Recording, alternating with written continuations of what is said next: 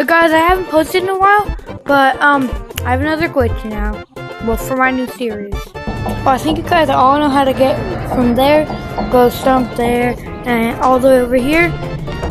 And you also need one of these things to do it. Or maybe a grab. And this glitch, if you're wondering what it does, it brings you back to the OG map. And then you make it all the way down here. Also, just so you know, this is the series. Set it from there, this, and then you just do this, put your hand right here, and you shoot. Once it's down there, okay? This might take a couple times.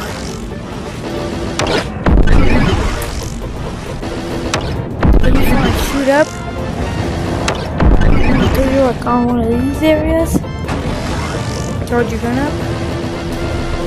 And then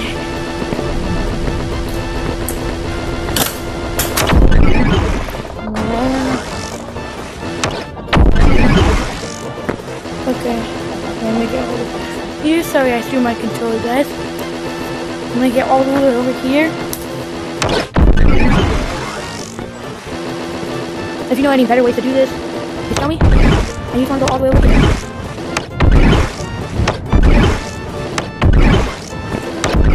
I'm just gonna go further. I'm gonna speed that up.